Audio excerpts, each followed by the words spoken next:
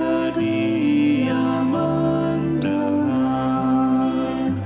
Sejak kulihat wajahnya, ku yakin pada firman-Nya dan menyerahkan bimbangku di dalam saat yang teduh.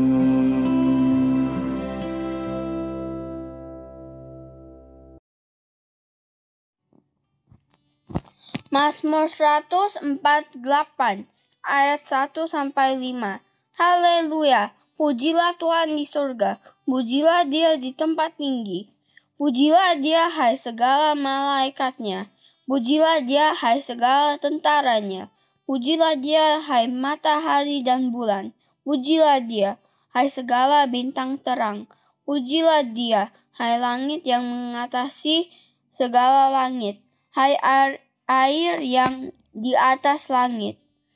Baiklah semua memuji nama Tuhan. Sebab Dia memberi perintah, maka semuanya tercipta. Selamat pagi, saudara-saudara yang terkasih dalam Tuhan Yesus Kristus. Selamat Natal.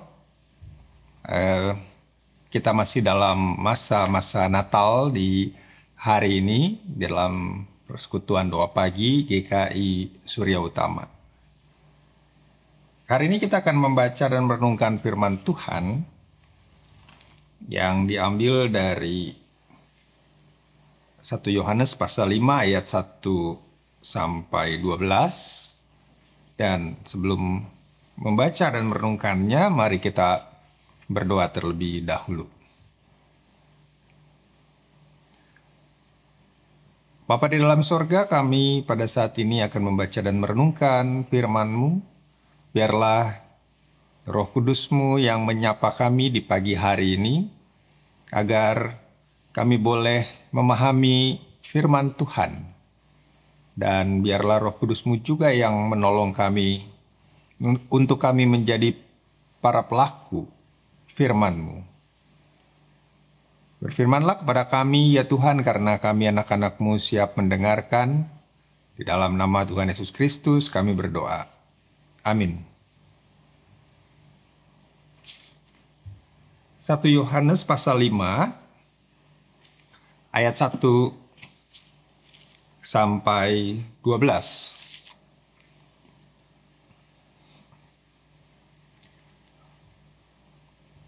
Setiap orang yang percaya bahwa Yesus adalah Kristus lahir dari Allah, dan setiap orang yang mengasihi Dia yang melahirkan, mengasihi juga Dia yang lahir daripadanya.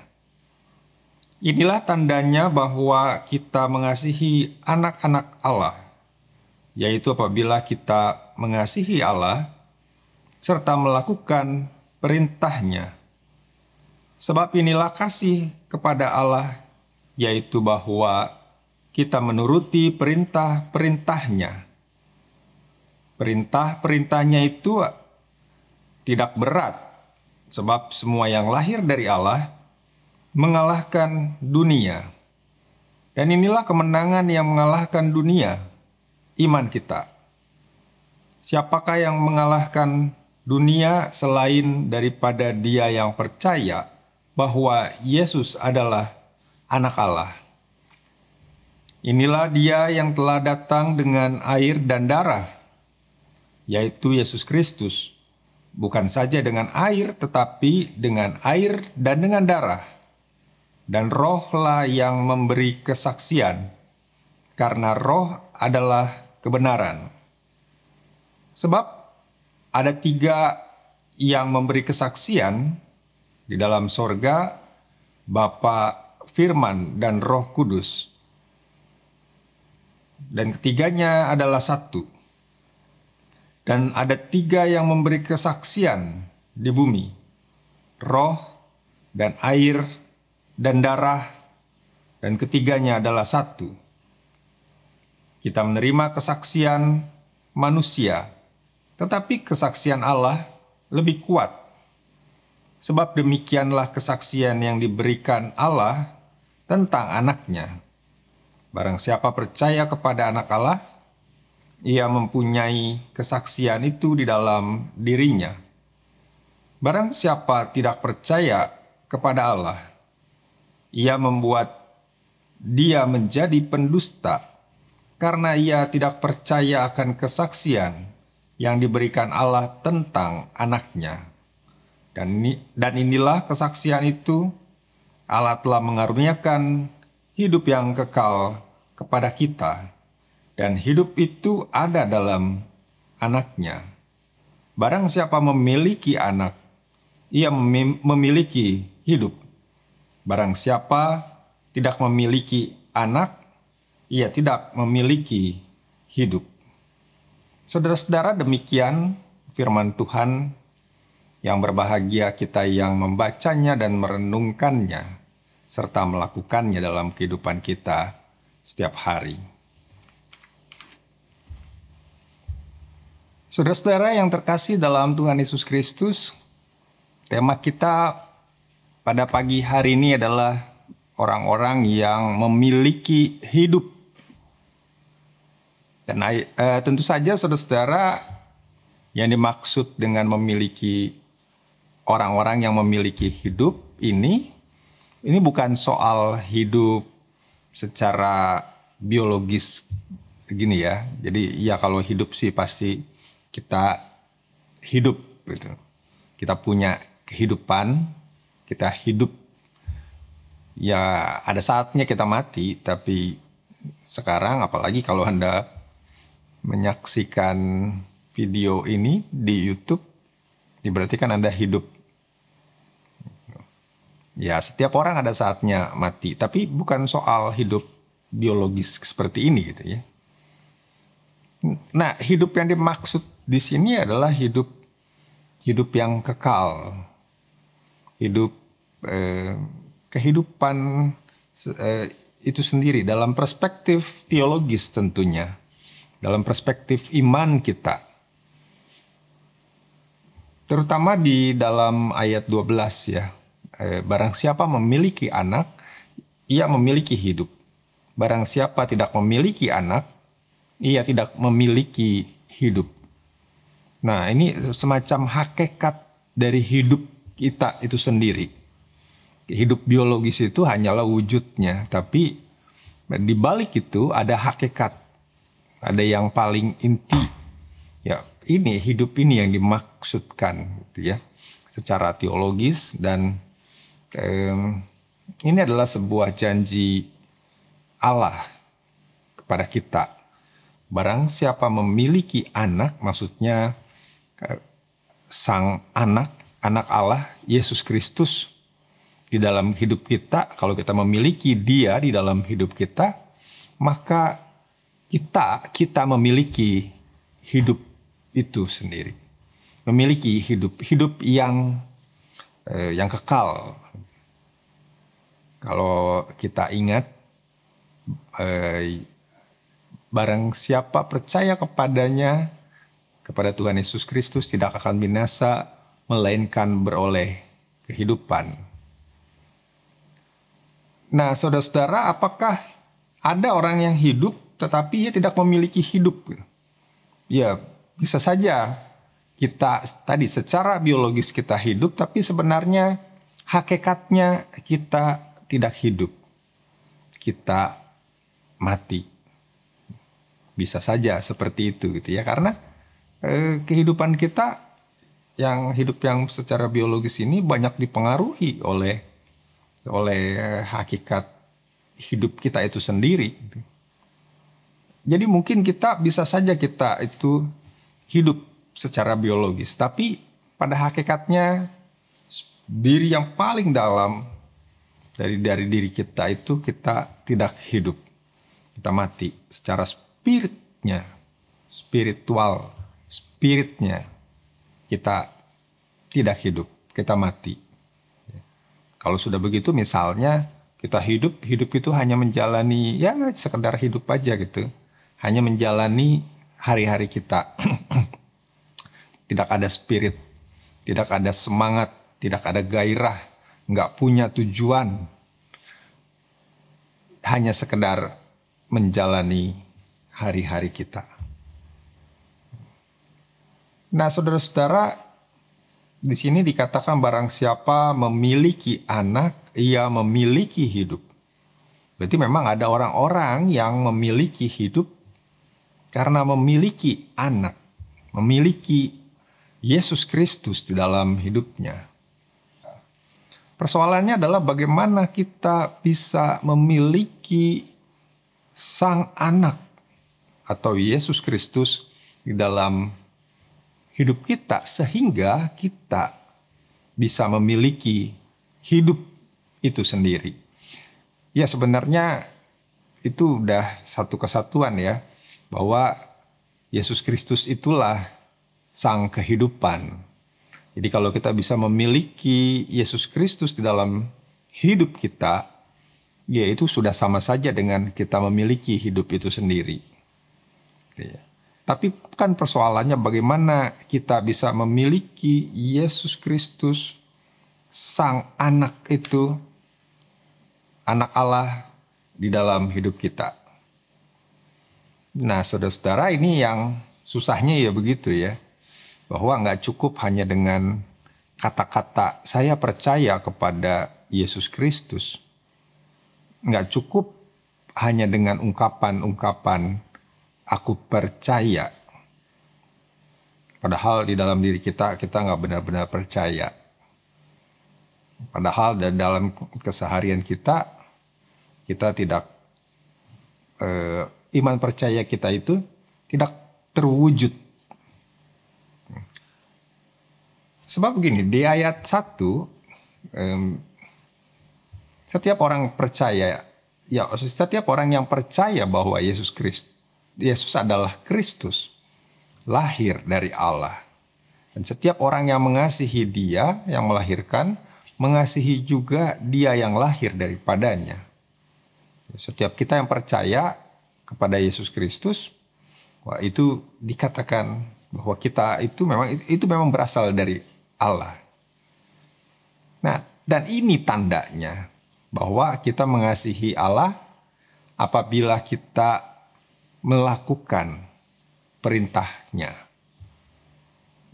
Ternyata tanda bahwa kita percaya kepada Allah, tanda bahwa kita mengasihi Allah, ingin bahwa kita memiliki sang anak itu tadi, tandanya adalah kita melakukan perintahnya, melakukan firman Tuhan.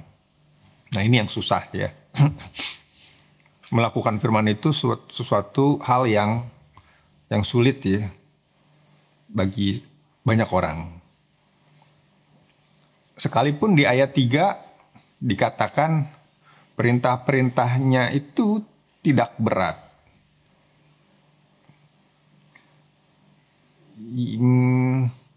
Saya kayaknya agak susah mengatakan bahwa firman Tuhan itu tidak berat dilakukan. Karena ya memang berat sih ya. Ya mungkin kalau orang yang sudah terbiasa, yang sudah... Nah, tidak beratnya itu adalah ketika kita sudah menyatu dengan Tuhan Yesus Kristus di dalam kehidupan kita, itu gampang, nggak berat gitu ya. Tapi ketika kita masih berusaha, berupaya melakukan firman Tuhan, maka itu adalah hal yang berat. Gampangnya begini. Contohnya. Misalnya saudara menghina saya. Kalau hati saya bersih, hati saya sudah kalau saya sudah mengasihi Tuhan, maka kalau melakukan firman Tuhan, ampuni. Maka buat saya nggak akan terluka hanya dengan hinaan Anda. Jadi kalau Anda minta ampun kepada saya dengan mudah mengampuni. Tapi kalau saya orang yang mudah tersinggung, ya hati saya masih belum bersih, saya mudah tersinggung, mudah sensitif terhadap omongan orang, sekalipun orang itu mungkin nggak menyinggung perasaan, nggak bermaksud menyinggung saya, tapi saya udah tersinggung duluan. Ketika Anda menghina saya, maka saya terluka, dan lukanya itu menjadi sangat dalam. Karena saya begitu rapuh. Jadi ketika Anda minta maaf, saya akan berat sekali mengampuni Anda. Nah, itu yang susah ya. Ketika kita masih belajar, ketika kita masih rapuh, ketika kita mungkin belum bisa dikatakan menyatu dengan anak Allah itu, melakukan firman Tuhan itu menjadi begitu berat. Tapi sebagai orang Kristen, itu yang harus dilakukan. Yang mau tidak mau, ya memang harus diupayakan. Berat atau ringan, tetap ya itu sebagai wujud dari ketika kita mengasihi Allah di dalam kehidupan kita. Dan itu memang yang digambarkan Tuhan Yesus Kristus dalam hidupnya ya. Kalau misalnya di ayat 6, inilah dia yang telah datang dengan air dan darah, yaitu Yesus Kristus. Bukan saja dengan air atau bukan dengan air saja Yesus itu digambarkan, tetapi dengan air dan dengan darah. Air ini menunjuk pada peristiwa baptisan Tuhan Yesus di Sungai Yordan oleh Yohanes Pembaptis.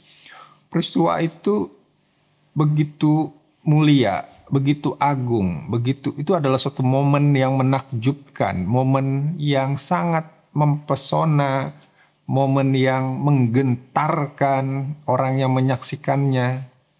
Ketika Tuhan Yesus dibaptis, turun Roh Kudus ke atasnya dalam wujud burung merpati, lalu ada suara Allah Bapa yang mengatakan, inilah dia anak yang kukasihi, kepadanya lah aku berkenan. Itu adalah satu momen yang menakjubkan. Tapi di sisi lain, setelahnya ada momen yang di sini digambarkan dengan darah yang tidak menyenangkan, yang begitu berat, yang ini merupakan momen pengorbanan, momen melakukan perintah Bapa di sorga. Mau tidak mau Tuhan Yesus harus melakukannya, dan ia dengan taat ia melakukannya. Salib, darah di sini kan sebenarnya menunjuk pada peristiwa penyaliban Yesus Kristus. Ia harus disalibkan. Untuk bisa bangkit, maka ia harus mati. Untuk mendapatkan kehidupan, ia harus turun ke dunia orang mati. Jadi Jadi air dan darah sama dengan kehidupan yang kekal. Nah, saudara-saudara, begitu juga dengan kehidupan orang Kristen yang harusnya juga sama seperti itu ya. Ada air dan darah. Maksudnya ada momen-momen di mana kita momen yang begitu menakjubkan dalam kehidupan kita. Momen di mana kita begitu kuatnya punya iman, percaya kepada Tuhan Yesus Kristus. Misalnya peristiwa baptisan kita misalnya, mungkin itu momen yang di mana iman kita paling kuat. Kita mewujudkannya dengan memberikan diri kita dibaptis. Momen di mana ketika kita mengalami pengalaman-pengalaman spiritual kita yang begitu menakjubkan. Momen-momen ketika kita menjalani hidup dengan menyenangkan. Tetapi ternyata ada momen lain di mana ketika kita melakukan firman Tuhan, kita melakukannya dengan penuh pengorbanan. Momen yang digambarkan dengan darah Yesus Kristus yang tercurah, salib. Kan bahwa ini juga perintah Tuhan ya. Setiap orang yang percaya kepadaku, dia harus memikul salibnya. Jadi orang Kristen bukan hanya satu kebanggaan, sesuatu yang menyenangkan, tetapi juga sesuatu yang berat ketika kita melakukan firman Tuhan. Sebagai contoh misalnya, kalau kita masuk ke dalam sekolah, kalau kita masih sekolah, kita belajar di sekolah itu, sekolah yang kita inginkan, sekolah yang kita idam-idamkan, yang kalau menjadi siswanya, wah itu adalah sebuah kebanggaan.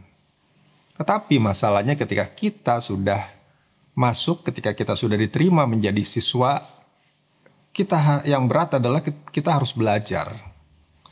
Belajar itu memang butuh ketekunan dan itu sesuatu yang berat. Kalau ketika sedang dijalani. Kalau sudah lewat, ya mudah. Gitu ya. Buat anak-anak remaja sekarang sebenarnya sekolah itu berat. Jangankan buat anak remaja sekarang, buat kita dulu juga kan sekolah juga berat ya. Sekarang aja kita sekolah udah lewat, kita mengatakan bahwa oh sekolah itu ringan. Dulu saya sekolah itu gampang. Gitu.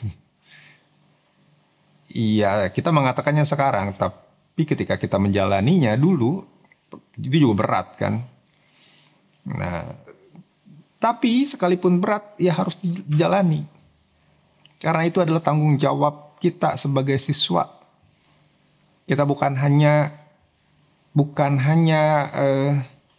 senang jadi anggota sekolah itu, statusnya, tapi juga mesti melakukan tugas-tugasnya. Contoh lain misalnya, mungkin banyak di antara saudara-saudara yang di gereja lah ya misalnya ya. Banyak di antara saudara yang anggota panitia atau anggota komisi atau aktivis atau bahkan anggota majelis jemaat. Kenapa saudara menjadi itu? Ya, barangkali banyak di antara saudara yang ketika menerima menjadi anggota ini, anggota itu, kita menerimanya dengan suatu kebanggaan.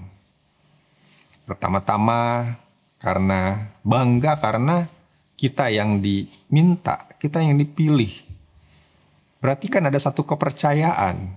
Orang-orang itu percaya pada diri kita. Wah, ya bangga kan dia. Kalau nggak percaya ya nggak bakalan diminta. Tapi juga ada kebanggaan karena ya secara teologis kita dipercaya Allah. Ya. Tapi apakah sampai di situ? Enggak. Ketika kita sudah jadi ini, jadi itu, ada tugas yang harus dilakukan.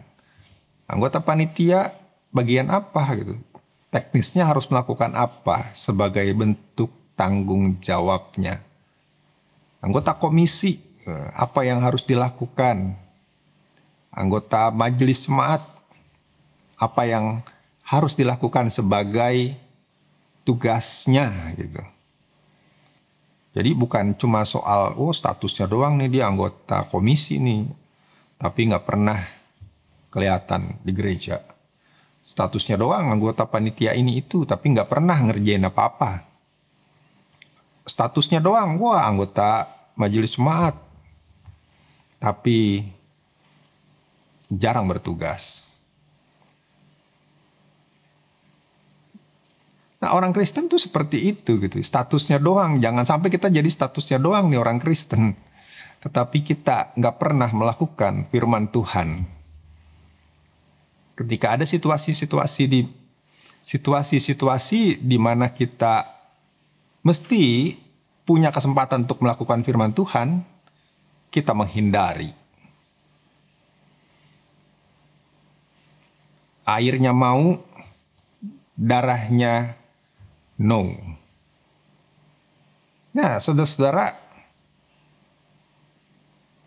memiliki sang anak dalam kehidupan kita, itu berarti kita mengasihi Allah dan kita melakukan perintahnya. Dan ketika kita memiliki anak, sang anak, Yesus Kristus dalam hidup kita, itu berarti kita memiliki hidup. Kita punya spirit hidup, punya semangat hidup, punya tujuan hidup. Karena hakikat di dalam diri kita itu juga hidup. Biarlah kita berusaha untuk menjadi orang-orang yang memiliki hidup. Amin. Mari kita berdoa.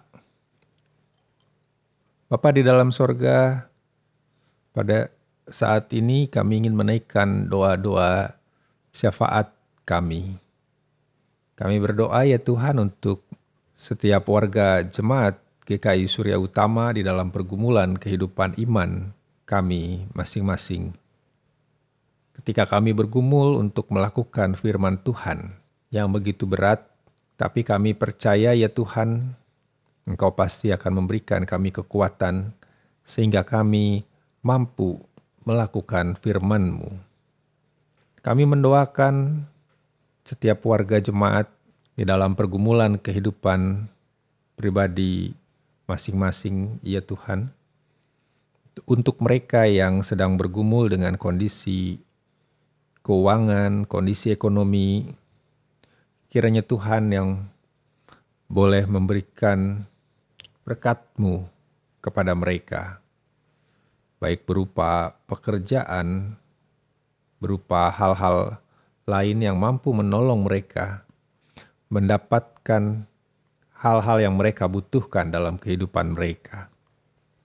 Kami berdoa untuk mereka yang sedang bergumul dengan kehidupan keluarga, bergumul dengan relasi baik suami dan istri, maupun juga orang tua dengan anaknya, atau kakak dengan adik. Tuhan berikan kepada mereka keharmonisan di dalam keluarga mereka, kerendahan hati untuk bisa saling mengalah, dan kebesaran hati untuk bisa saling mengampuni. Kami berdoa untuk mereka yang sedang bergumul dengan studi, baik anak-anak di dalam sekolah mereka, maupun juga para pemuda yang di dalam kuliah mereka.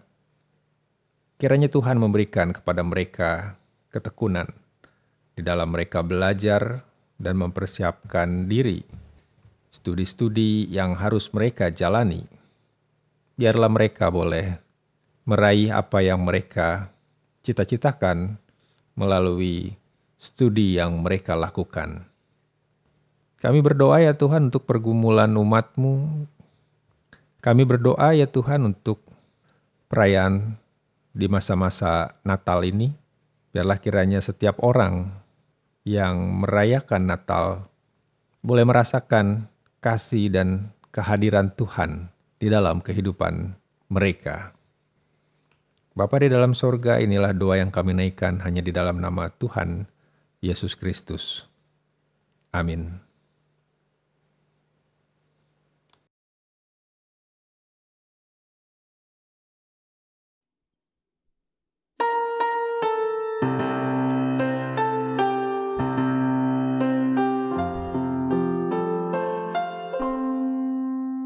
Kasih Tuhan